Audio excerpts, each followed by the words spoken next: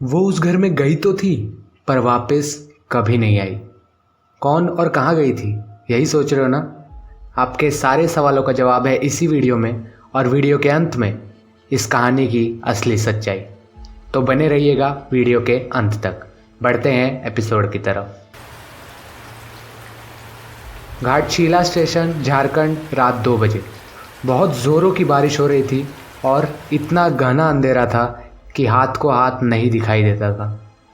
और जाहिर सी बात है, जब बारिश इतनी तेज़ थी तो बादल तो गरजेंगे। स्टेशन के बाहर रामदीन अपने ऑटो में बैठा किसी सवारी की राह देख रहा था। वैसे तो इतना ख़राब मौसम होने के कारण किसी भी सवारी का मिलना इतना आसान तो नहीं था, पर कुछ ही देर बाद एक ट्रेन आने वाली थी जिसमें से किसी भी सवारी के मिलने की एक उम्मीद तो ज़रूर थी। और रामदीन भी उसी ट्रेन का इंतज़ार कर रहा था। करीब 1 घंटे बाद ट्रेन आई और जैसे ही वह ट्रेन स्टेशन पर रुकी वैसे ही बादल ज़ोर ज़ोर से गरजने लगे। रामदीन ट्रेन की तरफ ताक ही रहा था कि एक 18 से 19 साल की लड़की उस ट्रेन से उतरी। उसके कंधे पर एक बैग भी लटका हुआ था और वह लड़की उतरते ही तुरंत रामदीन के ऑटो की तरफ बढ़ने लगी। उस लड़की के कंधे पर जो बैग था वह देखने में थोड़ा सा अजीब सा लग रहा था, पर रामदीन को उससे कोई लेना देना नहीं था, इसलिए उसने इस चीज़ को पूरी तरह से नज़रअंदाज किया। वो लड़की सीधे ऑटो में आकर बैठी और रामदीन को कहा कि पास ही के इलाके में वह उसे छोड़ दे।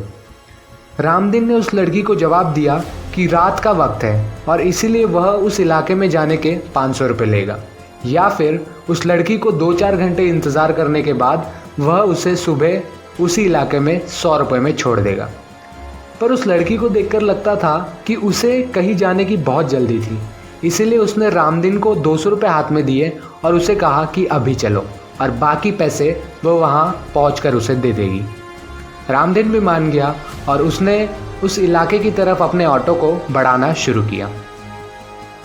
रास्ते में जाते जाते जब रामदीन अपने आईने की तरफ देखता तो पीछे बैठी लड़की बार बार उसे घूरने लगती थी, जिसकी वजह से रामदीन थोड़ा अजीब महसूस करने लगता था। इसीलिए उसने बार बार आईने की तरफ देखना भी बंद कर दिया। अब जैसे ही उस इलाके की तरफ बढ़ रहे थे, उस लड़की ने उस इलाके से पहले ही एक घर के बाहर रामदीन के ऑटो को रुकवा दिया और उस लड़की ने रामदीन को वहीं इंतज़ार करने के लिए कहा और खुद घर के अंदर पैसे लेने के लिए चली गई। रामदीन को अब बैठे बैठे 10 मिनट हो चुके थे और वह उस घर की तरफ देख रहा था। देखते देखते आधा घंटा बीत गया, पर उस घर के बाहर अभी भी कोई नहीं आया। आखिरकार रामदीन ने परेशान होकर उस घर का दरवाज़ा खटका ही दिया। रामदीन भी थोड़ा सा परेशान हो रहा था क्योंकि अभी रात बहुत ज़्यादा हो चुकी थी। जैसे ही रामदीन ने उस घर का दरवाज़ा खटखटाया, एक बूढ़ा आदमी उस घर से अपनी आंखें मलते हुए बाहर निकला।